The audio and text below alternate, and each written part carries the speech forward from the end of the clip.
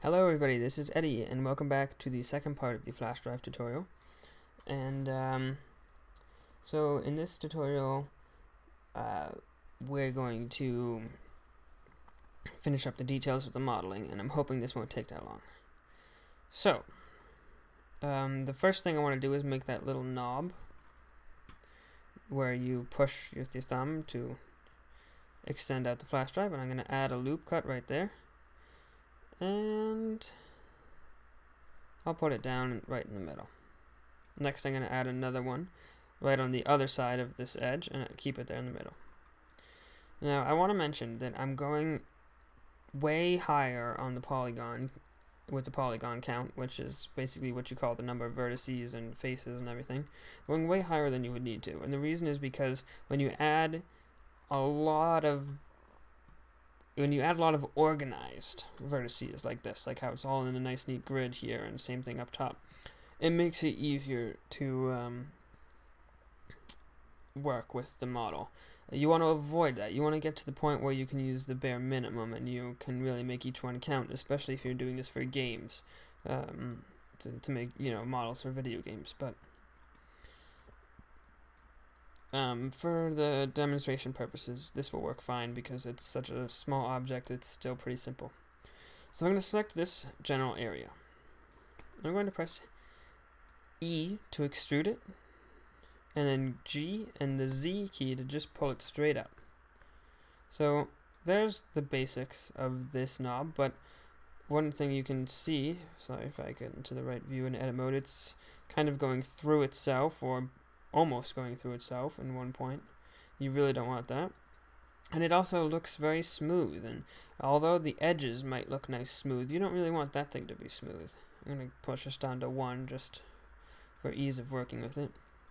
So I'm going to scale it down, and I'm going to add a loop right around going around the knob, and I'm going to drag it down towards the bottom, and I'm going to add another one, and I'm going to pull it up towards the top. And maybe I will put this up to 2, it looks nicer that way. And as you can see, when you add more vertices around a rim here, or around a loop, or a bend in your model, that it sharpens it up. So that's the nice way to get away. That's the nice way to get around the smoothing of the subdivision surface modifier. Now if I just select the things on the vertices on the edge here, and I drag them in,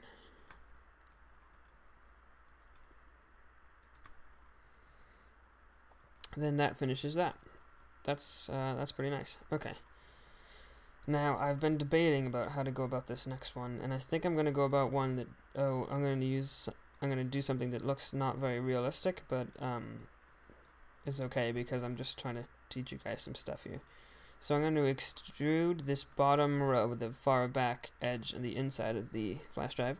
I'm going to drag it out a little bit, and I'm going to extrude again. I'm going to bring it out. Maybe this would be nice if I view from the right and I go into wireframe view with the Z key.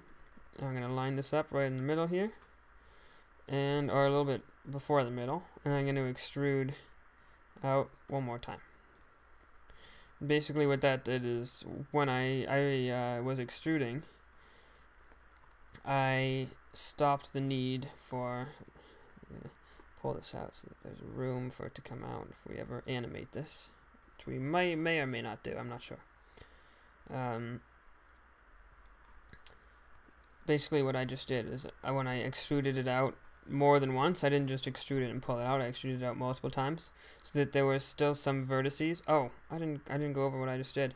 Well, I'll finish this first. So I extruded it out multiple times so that there are more than one vertices here, and it would have been the same result if I extruded it out all the way and then added loop cuts, very much like we did with the little knob up here.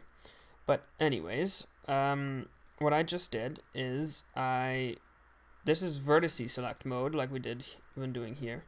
I don't know if I did this in any of the earlier videos. If I did, I'm sorry. But if you come down here to these 3 buttons right here, the one that should be highlighted, if you're highlighting like mine is the vertice select mode, and then it should have a picture of a orange vertice in the corner of a cube. If you have one where the edge of a cube is selected, that's going to be edge select mode, which is exactly what it sounds like. You're kind of selecting two vertices at one time. You can, select a face like that. If you go into face select mode, it brings up what I was just using a minute ago, which is kind of helpful if you want to select things quickly. It's going to select the middle of a face, and it selects the 4 vertices and all the edges around it. So that's those are the 3 select modes. You'll see me switch between them. I'll probably do it without thinking about it. I apologize. Okay, so the last detail I want to add, this looks pretty good to me. I've probably been doing that without telling you guys too. If you hold Alt and you right click, it's the edge select, which is going to select everything along an edge. I definitely been doing this. I do this more than I select things normally. So sorry for not going over it sooner. But yeah, that's helpful. Anyway, so I'm going to select the edges right here with Shift Alt, which selects more than one edge, and then right click, and then I'm going to scale this up and make it smooth so it's kind of like a nice incline. And then I'm going to loop around here, drag it up, loop around here and drag it down, and that's going to create actually I might select these over again, only because I want to make it a little bit more gradual. Yeah, that's good. And that's going to make like a nice straight, with those extra loops, it's going to make a nice straight slope leading down to in here. Okay, sorry. I forgot about that. I should have done that earlier. And the last little bit. So this looks good, and I'm going to apply the mirror modifier so that we no longer have it symmetrical, because I want to add a detail that's asymmetrical. And so the way we do that is we just press the apply button over here in the mirror modifier panel. It might be collapsed. Just hit the little triangle and press apply. Oh, modifiers cannot be applied in edit mode. Just got the little error up at the top. So just go into object mode, press apply, go back into edit mode. Alright, so what I want to add is actually, you know what? I probably could have left the mirror modifier on for this, because when I did this earlier, I did this over on one side, and then I ran into some problems. So I might actually do this in the middle. So I could have left the mirror modifier on. If you haven't applied yours yet, maybe you want to leave yours. But I'm going to select this whole big area here. I'm going to press E. I'm going to drag it in. Now, what I'm going to be doing, what this is all for, is a little keychain thing. So you can put your flash drive on a keychain or some kind of lanyard, or is that what they're called? Lanyard? I don't know. Anyways, so I'm going to need, again, add another loop. 1 might be good. That looks pretty good if you ask me. It looks like this loop in here. I'm going to shift select all those vertices. I'm going to grab with the G key, press Y, grab along the Y axis, pull it back a little bit. Looked a little like it was kind of burying into the object, but anyways, I'm going to save it again, and we need to add the little bar. So how are we going to do that? Well, if you have your mirror modifier still on, then that's going to be a little bit tricky. What you're going to want to do, if you still have it on, is uncheck clipping for this, okay? Because it causes some problems.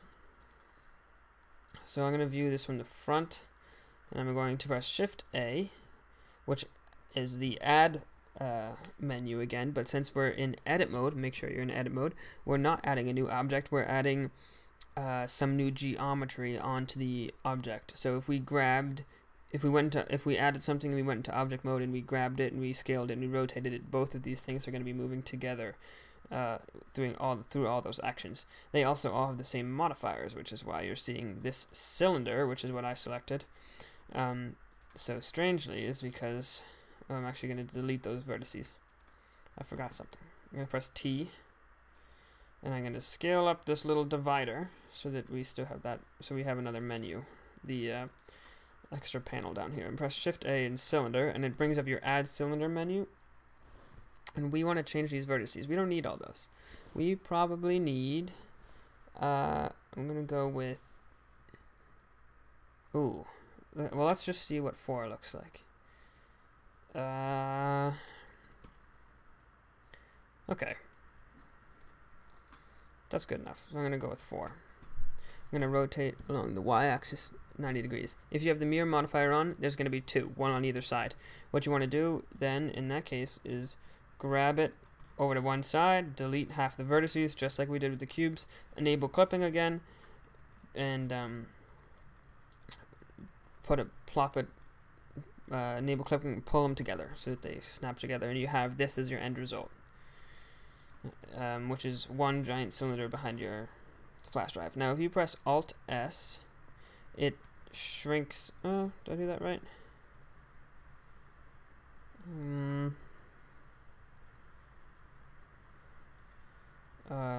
Yeah, I think I did that right. It's a little weird, but if you press Alt S, it should make things skinnier. Oh. Well, let's add a loop in the middle first, actually. That's probably going to be a help. And actually, you can delete the vertices on the ends here. You don't need those. And then you select it, and you press Control L, which is going to select everything, every vertice that's touching that vertice, etc., etc., keep going on and on until it reaches the end. So if you go to this thing, you press Control L, it's going to select that flash drive, but even though it's the same object, if you press Control L on the cylinder, it's only going to take the cylinder. Yeah, okay, here we go. Now if you press Alt S, it's going to shrink things and grow things. So we want to shrink it down to be a nice size, and you could just put it in here, and then you could just leave it, which is what I'm going to do for now, because I'm running out of time. So, there. Oh, and if you notice, it's not smooth. So if you go back into object, we would press the smoothing, shading, smoothing again. It'll smooth it over. When you add things, they don't keep that property. So that's that. The next part of this video is going to be finishing up what we just add this keychain thing. It requires a little bit more work. I'm gonna put them together so that they're not just it's not just jammed in there. I'm actually gonna mold the faces and vertices together. And we're going to get started preparing to do a texture and a material. And so thank you for watching. Look forward to that video, and I will see you guys in the next part.